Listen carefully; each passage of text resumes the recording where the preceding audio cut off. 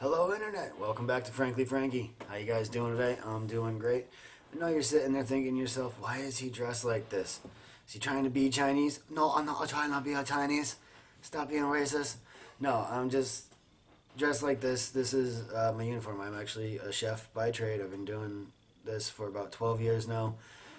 And I love the industry itself, but I have some gripes about guests. So today's video is actually going to concern things that guests do, customers do, that annoy cooks and annoy chefs. So let's get started. Number one thing that very much annoys us, and chef too, is trust us to make the items on our menu. By that, what I mean is, when you go out to eat, okay, there's going to be stuff on things that you don't like. I myself, I'm not a big fan of raw tomato. So whenever I go out and if I get like a burger or a sandwich, I ask for no tomato. And most people do oblige to that. You know, and that's fine. I'm not talking about things like that. And I'm not talking about allergies. You know, some people are allergic to different things. And there are a lot of food allergies out there nowadays. People can be allergic to pretty much everything.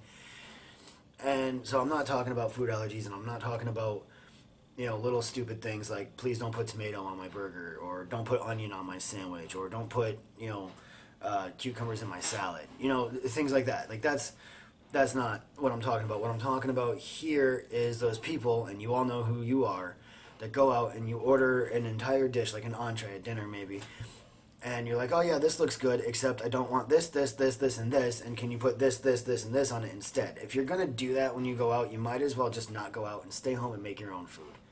It's insulting to the kitchen, it's a pain in the ass for the kitchen, and it's insulting to the chef who took the time to make the menu, who you have come to trust to make you food, but you don't trust us to make it for you the way we make it. You know what I mean? Like, you don't expect it to be delicious. And that's just ridiculous. You know, this is our trade. This is our profession. This is what we do. Trust us to make our food. If you don't like something that's on the dish, that's fine. But don't go and change the entire dish. Okay? The second thing I want to talk about, you got a group 4, 5, 6 people or more, and you walk into a restaurant 10, 15 minutes before it closes. You all want entrees, and you order steaks and, you know, fish and whatever else it might be. You know, those things take time. We know that you're hungry, and we're going to make the food. That's what we're there for. But it is annoying. So what I'm saying is, please, when you go out to eat, keep a conscious thought of what time the restaurant closes, and, you know, how close you're cutting it to closing time, and, you know, try and be a little more considerate, you know, about where you eat and when. It is a little different in some establishments, like bars and stuff. Okay, you know, some of them have separate menus you can order after a certain time. You know, and that makes life a lot easier. It makes it easier for everybody. The next thing I want to talk about, the third thing I want to talk about, is if you are going to go out with a group of people, and you're going to go out with a big group of people, say 5 or more people, is generally a good rule of thumb. If you're going to go with 5 or more people out to a restaurant to eat, call and make reservations. Give them a heads up, especially if you're going on a Friday night or a Saturday night or a busy freaking night. If you're going, and even if you're not going out on a busy night, even if you're going out on a Monday, just call and make reservations. Give them a heads up. All right, it's because you never know what's going on for the day. You never know. Maybe it's been a really busy night and they don't have the room. Maybe it's been a really slow night and they've cut their staff. You know, don't just walk in unannounced and then get angry and frustrated when it takes an extra 10 minutes, an extra 5 minutes to get, you know, your table, get your food and all of that. Sorry, you just walked in with 10 people. You know, people don't think about this stuff. I don't understand. I call and make reservations if I'm going out with 4 people. You know, if I'm going out with more than me and my wife, we call and make reservations. It's just courtesy. It's not a must, but it is common courtesy. And it is frustrating when people walk in and don't have reservations and they have, 20 other people coming behind them. I've had it happen. I have had it happen. And it is the worst. It sucks for everybody involved. You know what I mean? Does that make sense to you guys? And I hope that the audience that I'm talking to right now aren't these kinds of people, but I'm sure that a few of you are. And, it happens. I know a few people who are like this myself, who won't do these things, who make orders and then change everything on the entree, who show up 5 minutes before a place closes and orders the most complicated thing on the menu. Well done on top of it. Oh, that's, okay, side note, little offshoot here real quick. If you're going to order steak well done, don't order a $50 steak. You're ruining it. And this is just my opinion. This has nothing to do with the culinary world outside of my own personal opinion. If you're going to order well done meat, steak, red meat, don't order the filet. No. Ew, you are ruining the flavor. You're cooking all the deliciousness that's in that chunk of meat right out of it.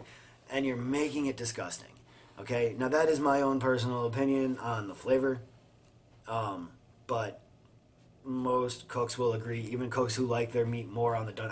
I'll eat black and blue. I'll eat it rare. You can cut it off the freaking cow and give it to me and I'll eat it.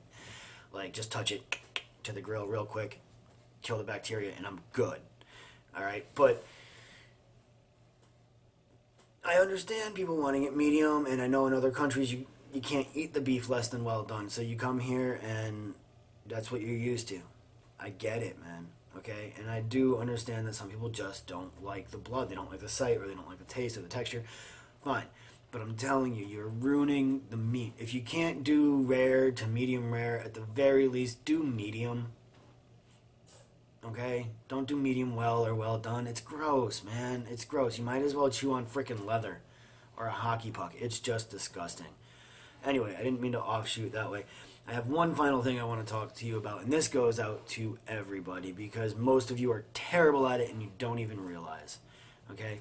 In fact, the only people I've ever met who are good at this aspect are people who have or do work in the industry, and that is tip your freaking servers. Tip them and tip them well. Your servers, your bartenders, tip them well. Tip according to service. Okay? I'm not saying that a crappy waitress or waiter who hasn't shown you any attention all night deserves a 50% tip. No. Give them the bottom line. Fine. Understand that. But if you go out to eat and you sit at a table and your server's on point, they're the whole nine. They do everything right. What you expect to get when you go out to eat, tip them well. But they go out of their way, to literally serve you. They bring you water, they bring you drinks, they bring you food, they make sure your experience is good, they clean up after you, freaking tip them, okay? Tip them well. $4 or $5 isn't gonna cut it, alright? If you have $100 tab and your server was phenomenal, I'm the kind of person I'll give you the $50 on the 100. I just spent $150 and 50 of it went to my server. You know why? Because I got fantastic service. They were there, they were on point, they were smiling, they were happy, they were helpful. You deserve it. Now, in the same flip of that coin, if I were to go out to eat and say I got crap service, I sat down at the table, it took 10 minutes for them to even come and greet me. It took another 5 minutes for me to get my water, not even a drink order, just the glass of water that they always bring you. And the rest of the night continues on that way. The server seems to be, frustrated or, overworked or whatever.